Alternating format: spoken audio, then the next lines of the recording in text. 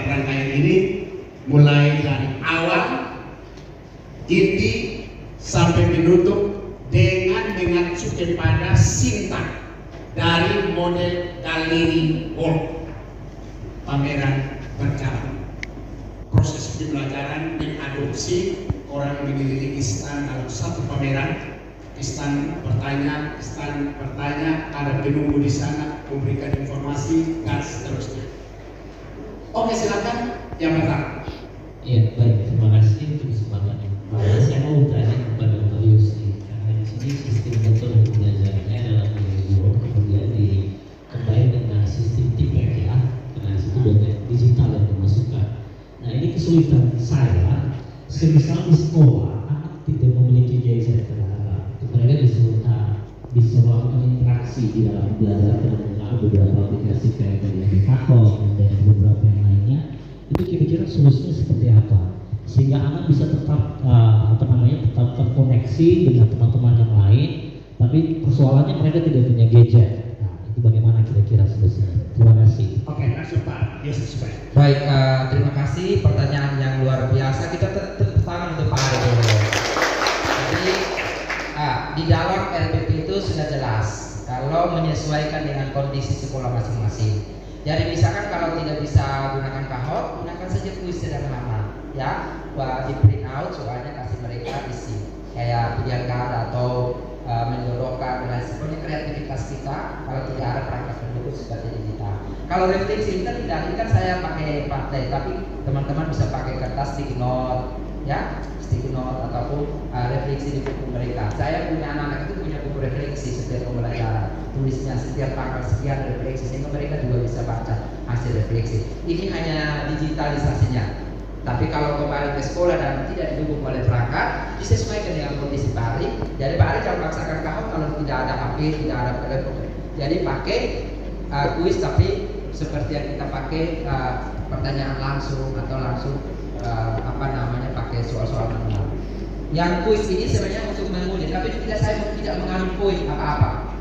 Ya, ini hanya untuk proses umpan balik, mengetahui ketercapaian. Karena saya sudah lihat dari KPD itu, saya sudah tahu bahwa sudah ada ketercapaian tujuan pembelajaran. Jadi kembali lagi sesuaikan dengan kondisi di sekolah masing-masing. Okay. Ya, global thinking and local access, strategis thinking and techniques. Berpikir global, bertindak lokal. Berpikir strategis, bertindak teknik. Hari ini digitalisasi di Molenveo dan Devasaka tidak bisa. Maka kurikulum mereka menyatakan bahwa kondisi disesuaikan dengan karakteristik siswa. Paling ini anak-anak kelas akselerasi, ya kan? Ini kan kelas akselerasi. Nanti kalau dinaik di sana kelas di bawah akselerasi. Disesuaikan toh? Disesuaikan. Maka metode kuis pun disesuaikan. Kalau tadi kan rata-rata di sini kan Android, di sana HP center. Bagaimana memakai? Disesuaikan. Anda itu toh dalam mengadopsi sebuah model tentu kondisi real siswa dan wilayah dan dukungan sarana prasarana menjadi pertimbangan. Paham? Intinya adalah langkah dilaksanakan, pelaksanaan menyesuaikan dengan kondisi real yang kita lihat. Kalau tidak bisa pakai ini, pengetahuan saja. Yang penting bertujuan untuk mengecek kembali sejauh mana proses ini membawa perubahan melalui ini yang namanya kan proses evaluasi apakah daya serap siswa terhadap materi sesuai dengan tujuan pembelajaran sejauh mana. Untuk luar biasa tidak tergeserkan, ya toh. Tapi kalau jawab manual kan bisa dipakai untuk refleksi bagi guru sejauh mana proses ini membawa perubahan, ya kan? Itu yang namanya asesmen formatif, asesmen saat proses berjalan untuk merefleksi kira-kira kualitas proses ini sejauh mana yang dimanifestasikan melalui ketercapaian tujuan pembelajaran dari presentasi siswa yang di atas KKTP. Begitu ya Bapak Ibu? Nah, oke. Ada lagi? Silakan Bu. Terima kasih.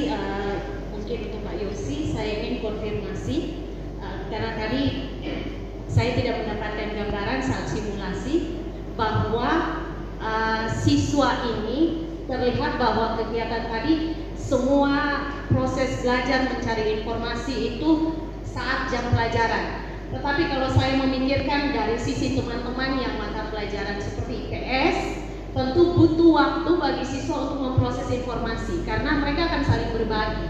Apakah boleh ketika kita pertemuan sebelumnya, karena kita berencana di pertemuan berikut untuk dengan galeri walk ini kita memberikan materi memang ke mereka sehingga mereka belajar memang khusus untuk materi-materi seperti yang padat seperti IPS sehingga mereka bisa memproses informasi dengan baik dengan waktu yang tersedia di kelas supaya mereka bisa maksimal saat berbagi. Nah, mungkin itu saja yang saya ingin konfirmasi. Terima kasih. Ya, kepada materi yang kompleks dan padat, Pak Yosi kira-kira solusinya bagaimana? Saya kira ini bahan diskusi kita ya. Ya, terima kasih ya. Bapak Ibu, karena Bapak Ibu kan bukan ahli laksanakan, sehingga jelas dan terang. Silakan Pak Yosi. Ya, Ibu Asti, saya buatnya begitu. Jadi saya sudah kasih tugas mereka itu cari bawa gambar, bawa fungsi dan manfaatnya. Dapat tinggal tempel-tempel. Karena tadi itu sebenarnya saya bawa kasih karya. Saya sudah ke sekolah mau berusaha ambil tapi karena keburu mau terlambat. Jadi anak-anak itu dikasih tugas kelompok itu bukan hanya bawa alat dan bahan, tapi mereka sudah bawa printout alat input dengan fungsinya masing-masing. Jadi pada saat galeri work itu mereka hanya menempel menu ini. Jadi waktunya banyak.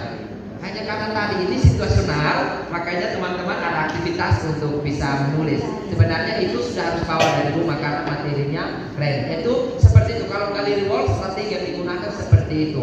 Jangan buat galeri work dengan tidak disiapkan. Nanti waktu habis dan tidak dapat apa-apa. Kita hanya mau memacu anak-anak, terakhir anak-anak bingung sendiri apa yang mau dia pelajari dan apa yang mau dia dapatkan. Karena kita mendorong mereka harus begini.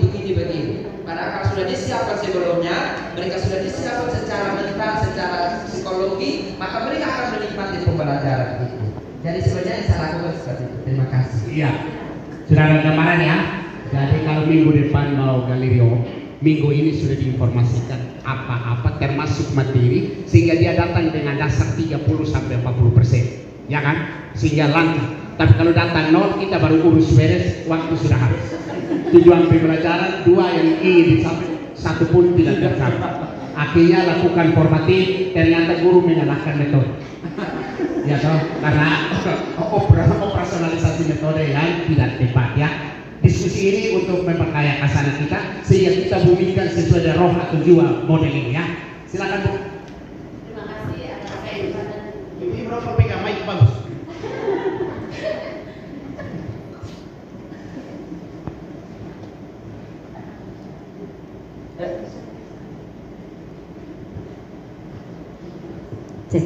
Terima kasih atas kesempatan yang diberikan. Pertama saya apresiasi untuk Pak Yosi yang sudah mempraktekkan metode pembelajaran dengan tipe galeri walk luar biasa. Lalu izinkan saya memberikan beberapa komentar. Yang pertama mungkin di bagian pendahuluan tadi ada yang terlupakan untuk mengecek kehadiran siswa. Itu saja. Kalau yang lainnya ada. Oh berarti saya yang miss. Oke. Kemudian terkait sintaks. Kalau sintaks semua sudah dijalankan dengan cukup bagus, sudah dipraktekkan dengan cukup bagus. Lalu terkait alokasi waktu tadi diberi 90 menit. Sekarang saya mau memberikan gambaran kepada kita ketika di sekolah, macam kami di SMP 10 itu jamnya dipotong karena kita double shift pagi dan siang untuk memenuhi itu, maka secara pelaksanaan itu dipotong sehingga yang seharusnya 40 menit menjadi 30 menit. Jadi akhirnya satu kali pertemuan 60 menit. Nah, itu dilihat dari proses tadi dengan materi kegiatan atau aktivitas yang menurut saya cukup padat juga, membutuhkan waktu yang lama. Dan memang ini kemarin Pak Yosi sudah menjelaskan kelebihan dan kekurangan dari metode ini.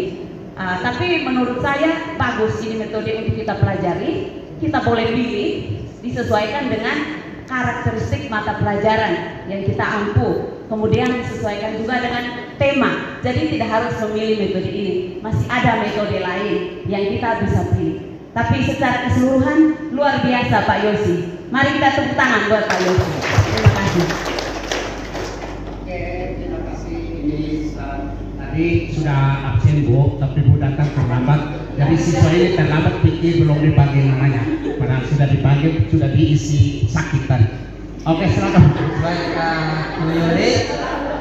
Oke, kalau kasih waktu saya 3 jam ya. Kemudian kita 40 ya, 40 kali 3. Jadi sekitar berapa? 120 menit, 2 jam. Jadi saya awalnya kami di kurikulum kami kelas kan hanya 2 jam. Saya tidak menikmati sama sekali 2 jam itu. Tapi setelah kurikulum Merdeka dikasih 3 jam dan saya sangat menikmati dan saya bersyukur karena 3 jam ini cukup saya mengalokasikan. Saya gunakan timer itu untuk mengukur waktu supaya saya bisa mengukur. Tadi saya 1 menit itu padat, tapi posisi saya di kelas bukan 1 menit, itu 5 menit. Mereka berpikir, jadi banyak informasi yang mereka dapatkan. Ini karena kita padatkan 90 menit tadi, makanya saya supaya bisa sesuaikan. Tapi sebenarnya alokasi saya waktu itu 120 menit. Ya, ini yang begini. Disesuaikan dengan alokasi waktu. Jadi kalau waktu Ibu cuma 60 untuk 2 jam, maka tujuan yang dicapai disesuaikan dengan waktu itu. Jangan tujuan itu ada 3 yang idealnya harus 120 menit dibuat di dalam 60 menit menjadi tidak efektif. Ya kan? Disesuaikan. Yang kita target 90 menit kelas semu, ya kan? Kelas untuk kita istilahnya simulasi. Yang paling inti adalah Bapak ini mengikuti runtutnya mulai dari membuka sampai dengan menutup dalam roh atau koridor dari kalender sini. Setelah saya lihat dari langkah-langkah itu 100% diterapkan. Ya, kita biar bos untuk adil.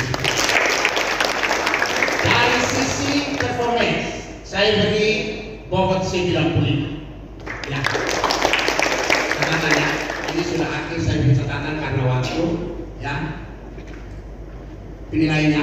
Lalu yang berikut Bapak Ibu, satu hal yang kita lihat, yang saya mau kasih catatan untuk Bapak Ibu, di dalam menurunkan topik yang dikemas dalam kelompok untuk menjadi acuan diskusi, ingat bahwa roh topik itu ada pada tujuan belajar. Sekali lagi, jiwa atau roh topik itu adalah tujuan belajar. Sehingga akumulasi dari mereka memahami ini sudah secara langsung mencapai tujuan pembelajaran. Dan kemasan yang tadi dibuat setelah saya komparasikan dengan 2 tujuan yang awal disampaikan benar-benar adalah turunan dari tujuan pembelajaran. Sehingga kan mengidentifikasi unsur-unsur atau komponen perangkat dan sudah selesai semua. Nah ini catatan pertama. Dan Bapak Ibu ketika menurunkan topik, mungkin ada berapa kelompok, topik-topik itu adalah lahir dari tujuan pembelajaran. Jangan tujuan ke kiri, topik ke kanan, aku tidak pernah bertemu. Itu catatan pertama. Catatan kedua Bapak Ibu, ingat P5 itu bukan sebuah proyek yang dikemas dan nanti dia tersendiri. Tetapi P5 yang dulu kita kenal dengan PPK itu, penguatan pendidikan rakyat, itu dia terintegrasi dalam proses.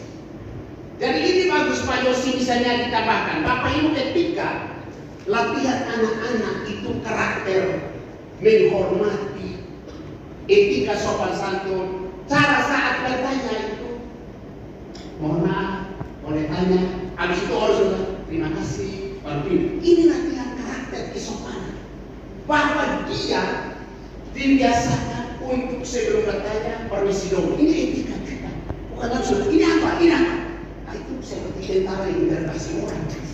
Ya, tapi ini yang namanya integrasi di dalam proses pembelajaran. Karena pembuatan karakter menuju nilai-nilai Pancasila yang terkristal di dalam P5 itu harus terbiasakan di dalam proses. Habis itu, mohon maaf, bisa tanya ini apa-apa. Terima kasih atas penjelasannya. Itu sebuah pembiasaan. Ini akan terbawa Bapak Ibu.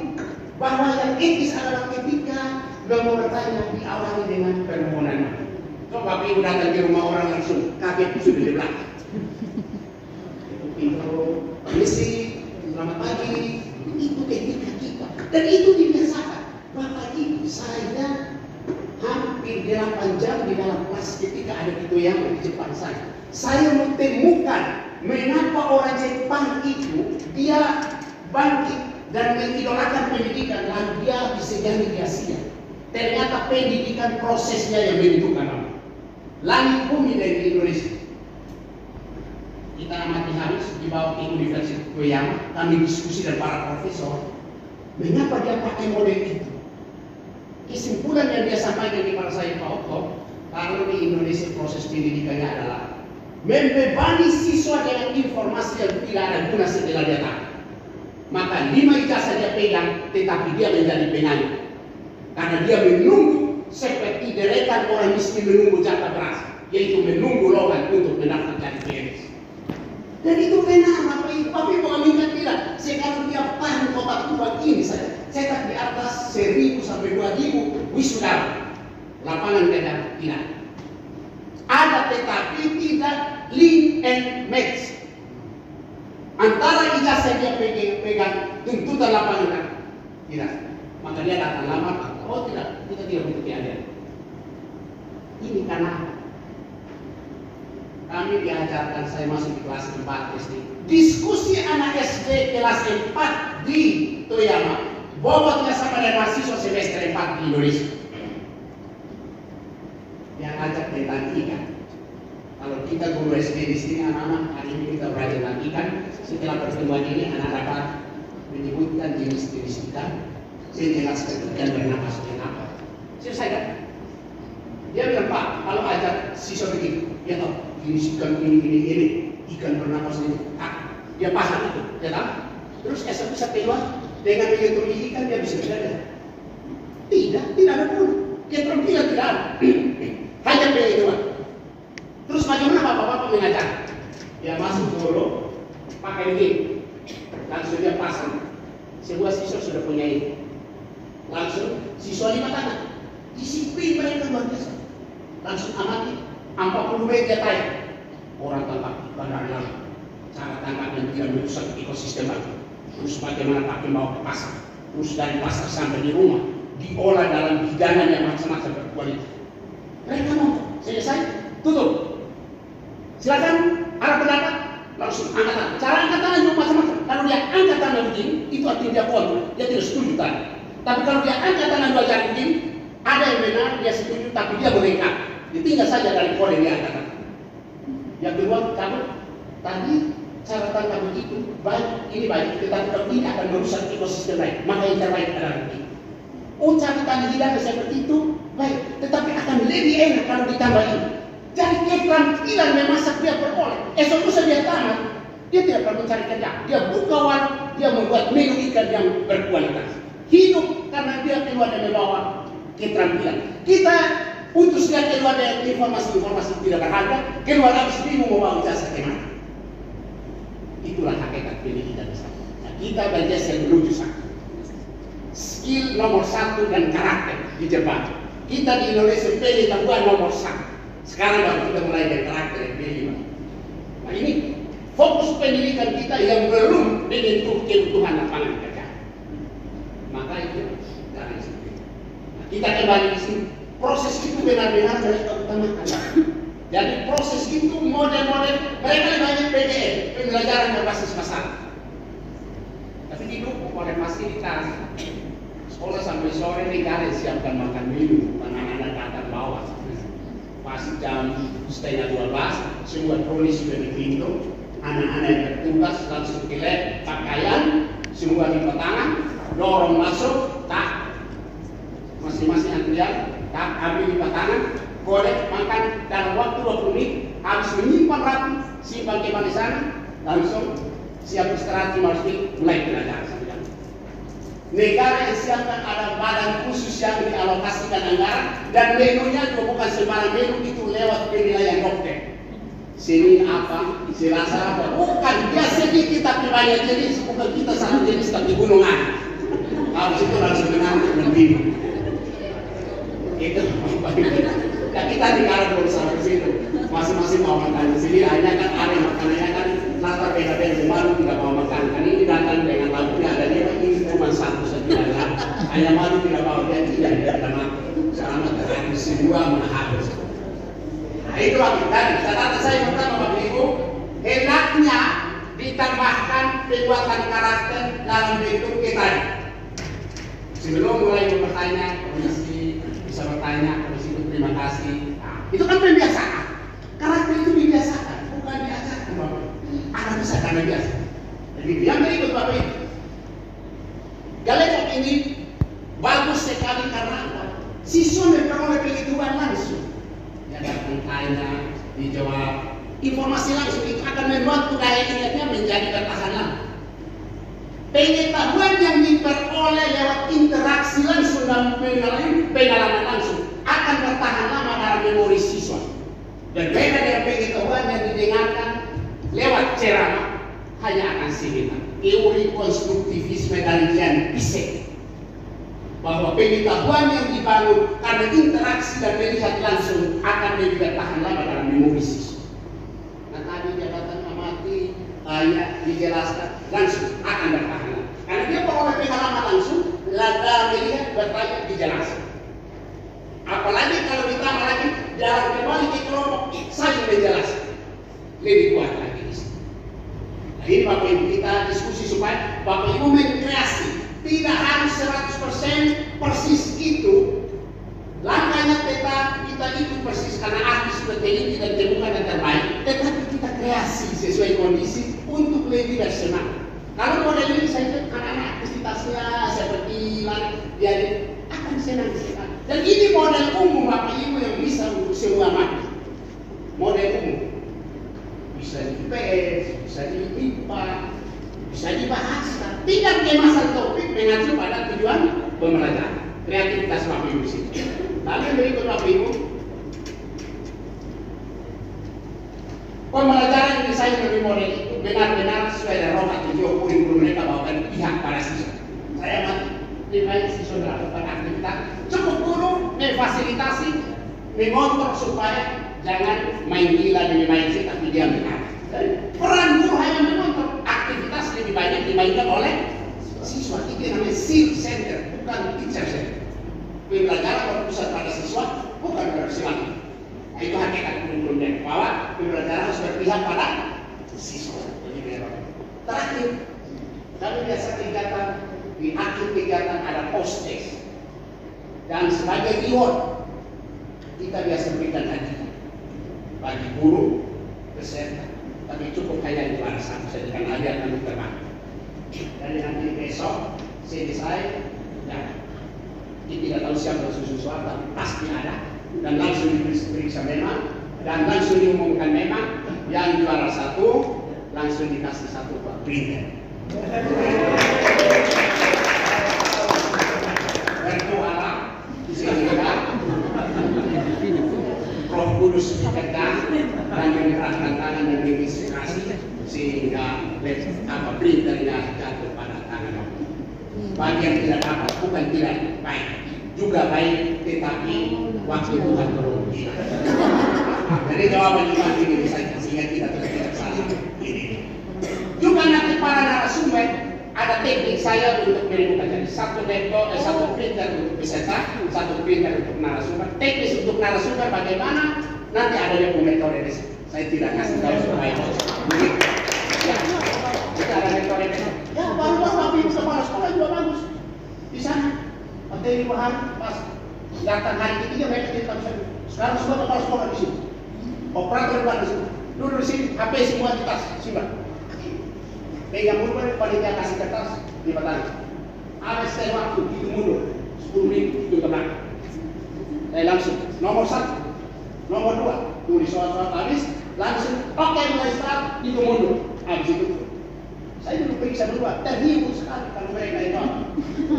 Terhibur kenapa? Pokoknya jawabannya, saya jawaban usia 58 dari 9. Langsung diumumkan, yang juara 1, dapat perintah langsung, pengawas pimpinannya uang 1 juta.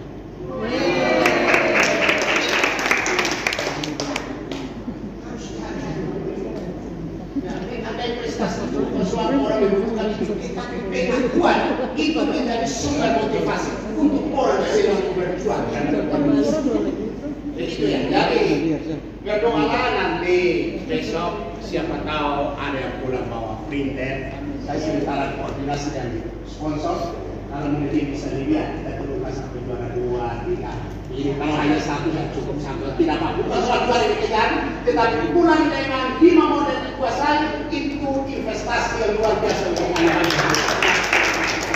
Oke, waktu minum sudah tiba, kita beri aplaus untuk Adi Yosi. Terima kasih banyak catatan-catatan kita anggap dari waktu kita sudah kuasai dan siap dieksenkan di sekolah masing-masing. Setuju? Oke. Nanti kita masuk Ibu Yus dengan model. Ya, nanti Ibu Yus dengan modelnya. Kita minum dulu supaya segar. 15 menit kita masuk. Ibu Yus tampil dengan Ibu Yus, tapi awalnya dengan 30 menit konsepnya. Konsep dulu, habis itu baru mulai actionnya.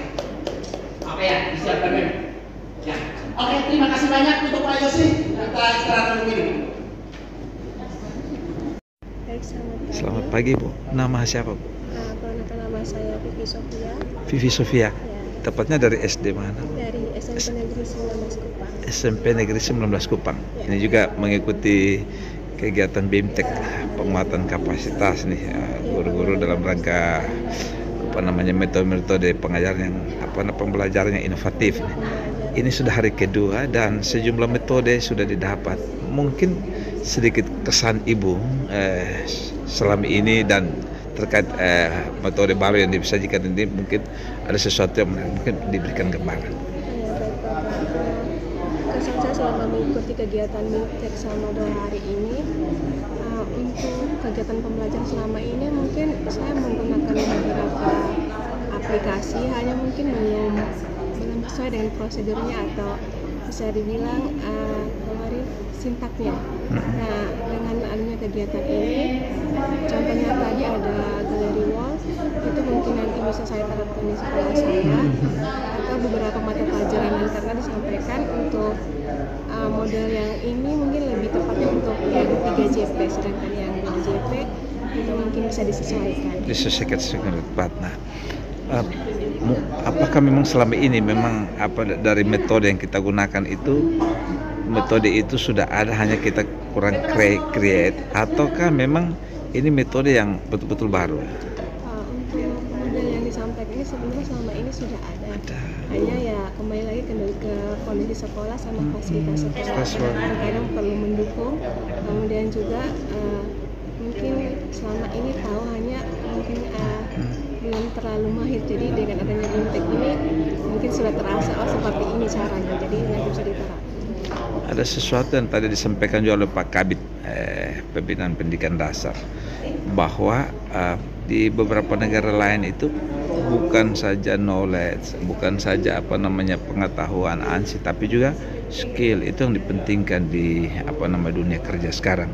Mungkinkah metode-metode yang digunakan, yang didapat selama ini akan juga mendorong untuk meletakkan dasar buat anak-anak kita ke depan memiliki keterampilan untuk bersaing di dunia kerja?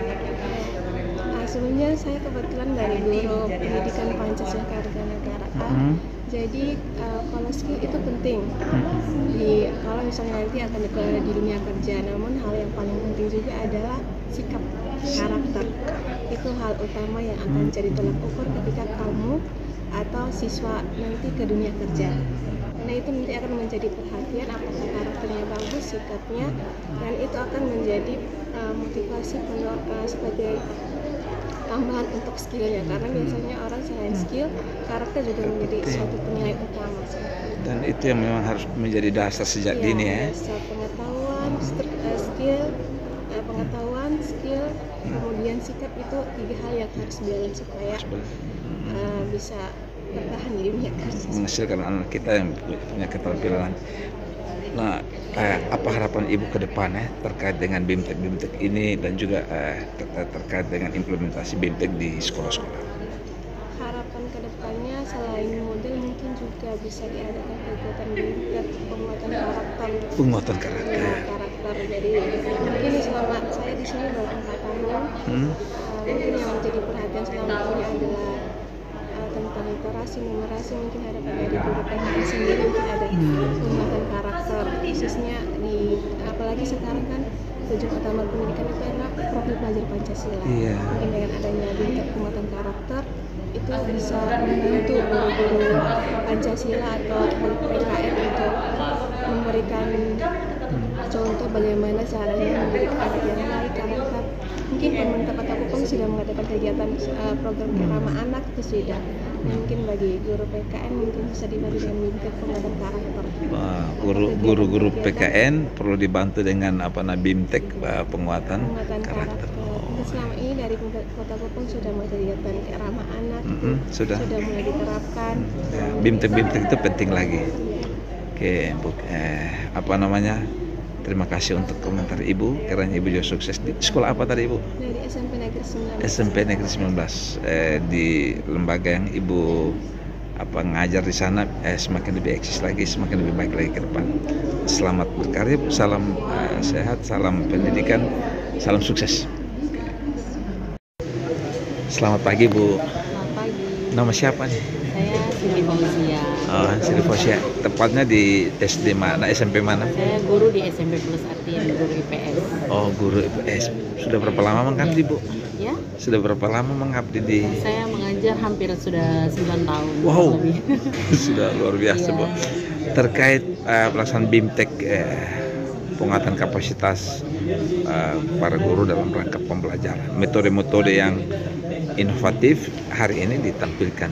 Ada sejumlah metode. Sedikit kesan Ibu dengan beberapa metode ini. Iya, dari metode yang tadi sudah kita pelajari, di situ ada working wall, galeri. Di situ metode ini sangat menarik menurut kami, dan ini juga baru, fresh untuk kami para guru. Mungkin lebih mengembangkan diri kami, pembelajaran kami di kelas itu supaya lebih menarik lagi, lebih inovatif lagi dan kolaboratif. Jadi di sini pembelajaran ini lebih berpusat kepada siswa daripada guru. Jadi guru hanya sebagai fasilitator seperti itu, dan siswa lebih banyak lagi untuk bergerak dan juga berkreasi serta bisa menyampaikan pendapatnya, bersosialisasi ataupun berkomunikasi dengan teman-temannya secara lebih baik lagi. Apakah metode-metode ini selama ini tidak ada atau belum ada, atau memang sudah ada, hanya kita tidak kreatif dalam hal itu? Iya. Jadi metode ini sebenarnya sudah ada, hanya ini lebih ke kita mungkin pengembangan untuk lebih baik lagi. Lebih baik lagi. Kita memperbaiki lagi, misalnya metode ini, kekurangannya apa, kelebihannya apa, lalu kita benahi dan kita bawa lagi kembali ke kelas. Gitu. Sedikit pengeluhan tadi Pak Kabid Pendidikan Dasar juga memberikan catatan stressing bahwa kita menghasilkan produk anak-anak yang memiliki kemampuan sumber daya sarjana, tapi hampir banyak yang tidak memiliki keterampilan. Apakah dengan metode ini juga kita menyiapkan sejak dini anak-anak kita untuk memiliki skill itu untuk kiranya nanti bisa bersaing di dunia kerja? Jadi dengan adanya metode-metode ataupun model pembelajaran yang baru ini juga bisa melatih keterampilan siswa sejak dini. Misalnya adalah salah satunya cara berkomunikasi yang baik, cara mereka bisa menyampaikan pendapatnya dengan teman, bisa menerima kritikan, ya terutama itu pastinya akan berguna di dunia kerja nantinya. Seperti itu. Betul. Nah, apa harapan Ibu ke depan? Harapannya saya sih kalau sebagai guru, saya pastinya ingin berkembang dan berinovasi lagi, lebih baik lagi untuk menciptakan yang pastinya pribadi saya dulu untuk bisa lebih baik lagi saat menjadi seorang guru ataupun pengajar. Bukan hanya di sini kita sekedar sudah ikhlas mengajar saja, tapi kita tidak mengembangkan diri kita, itu salah. Berarti kita harus sebagai guru itu pastinya kita harus terus berkembang, karena dengan berkembangnya zaman juga dan berkembangnya ilmu pengetahuan seperti sekarang ini, kita banyak diuntungkan untuk bisa menciptakan ataupun mengenal metode-metode yang menarik untuk anak-anak juga bisa ikut berinovasi bersama kita semua. Ke depan apakah nanti ini akan dimultiplikasi buat teman-teman guru yang lain? Ya, pastinya saya saya juga, karena saya suka belajar, saya juga suka berbagi dengan teman-teman. Di situ kita bisa berbagi banyak hal dengan teman-teman guru agar kita bisa berkembang bersama. Bukan hanya saya sendiri yang membangun sekolah pastinya, tapi juga kita bersama-sama dengan teman-teman guru yang lain. Jadi saya ingin membagikan dengan teman-teman guru yang lain untuk kita bisa lebih baik lagi dalam mengajar tentunya. Terima kasih untuk komentarnya. Salam sukses buat Ibu. SMP mana Bu? SMP Pusatin. Oke, sukses.